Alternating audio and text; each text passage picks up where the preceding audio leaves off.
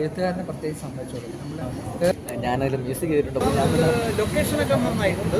ഇതൊന്നും പറയേണ്ട ദേവദർശിനി, തമിഴിലെ ദേവദർശിനിയാണ് ഇതിലെ നായികയായിട്ട് അഭിനയിക്കുന്നത്. അവരുടെ നല്ലൊരു കഥാപാത്രം അവർ കൊടുക്കുന്നുണ്ട്. അത് നല്ല ഭംഗിയായിട്ട് ചെയ്തിട്ടുണ്ട്. പിന്നെ ദിലീഷ് പോത്തൻ, ജാഫർ ഇടുക്കി, പിന്നെ ശ്രുതി ജയൻ, അവർക്കൊക്കെ നല്ല കഥാപാത്രങ്ങൾ, അതെല്ലാം വളരെ ഭംഗിയായിട്ട് ചെയ്തിട്ടുണ്ട്.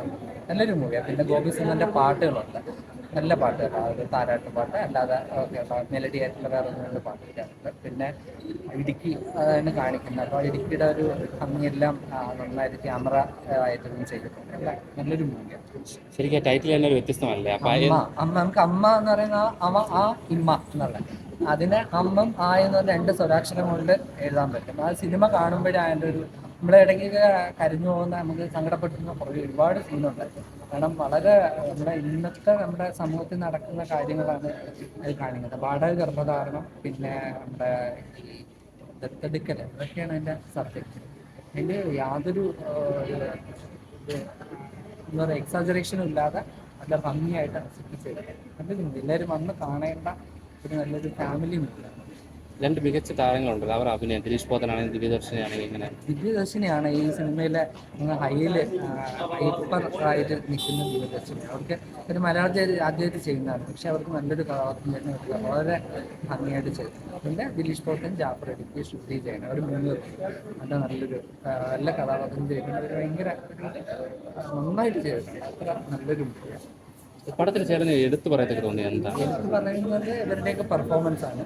പിന്നെ കഥ, നല്ലൊരു കഥയാണ്. കാരണം ഇന്ന് നമുക്ക് സമൂഹത്തിൽ നടക്കുന്ന കാര്യങ്ങളാണ് ഈ കാണിച്ചത്. കേരളത്തിൽ അങ്ങനെ അധികം നമ്മൾ കേട്ട് കഴിഞ്ഞില്ലാത്ത ഈ വാടക ഗർഭധാരണം, സരഗസി വളരെ, പക്ഷേ നമ്മൾ മറ്റ് സ്റ്റേറ്റുകളിലൊക്കെ ഇത് ഒരുപാട് കേൾക്കുന്നതും അവിടെയൊക്കെ ഇതുമായിട്ട് ബന്ധപ്പെട്ട് ഒരുപാട് ഇഷ്യൂസാണ്. പിന്നെ സരഗസിനെ ബിസിനസ്സായിട്ട് കൊണ്ട് നടക്കുന്ന ആൾക്കാരുണ്ട്. പിന്നെ ഞാൻ കൂടുതൽ പറഞ്ഞ ആ കഥയുടെ ഇതിലോട്ട് പോകും. കാണാൻ താല്പര്യമുള്ളവർക്കത് ഒരു ഇതായി പോകും. എന്തെങ്കിലും പുതുമയുണ്ടോ? പുതുമയാണ്. കാരണം മലയാളത്തിൽ ഇതുവരെയും അതിനെ ഒരു സബ്ജക്റ്റ് മലയാളത്തിൽ ഒരു സിനിമയിലും കാണിച്ചിട്ടില്ല. പുതിയ ഇതായിട്ട് എഴുത്തുകാരനെ പ്രത്യേകിച്ച് സംബന്ധിച്ചോളൂ വേറിട്ടൊരു കഥ നമ്മൾ മുമ്പ് കേട്ടിട്ടുള്ള ഒന്നുമല്ല. വളരെ പുതുമയായിട്ട് ചെയ്തിട്ടുണ്ട്. തോമസ് സെബാസ്റ്റ്യൻ പുള്ളി നന്നായി ഡയറക്റ്റ് ചെയ്തിട്ടുണ്ട്. എല്ലാം പിന്നെ വിഷ്വലായിട്ടായാലും എല്ലാം നന്നായിട്ട് എല്ലാ ഡിപ്പാർട്ട്മെൻറ്റിലും നല്ല ഭംഗിയായിട്ട് ചെയ്തിട്ടുള്ള നല്ലൊരു മൂവി. എല്ലാവരും കുടുംബസമേതം വന്ന് കാണാൻ പറ്റുന്ന, യാതൊരു വൃത്തികേടും ഇല്ലാത്ത, ഒന്നും അസഭ്യമോ ഒന്നുമില്ലാത്ത, യാതൊരു ബഹളവും ഇല്ലാത്ത നല്ലൊരു അഭിനയത്തിൽ ആരാണ് സ്കോർ ചെയ്തെന്ന് തോന്നിയിട്ടുള്ളത്? ദിവ്യദർശിനി, സംശയമില്ലാതെ പറയാം. അവരുടെ ഒരു വളരെ നന്നായിട്ട് ചെയ്തു. പിന്നെ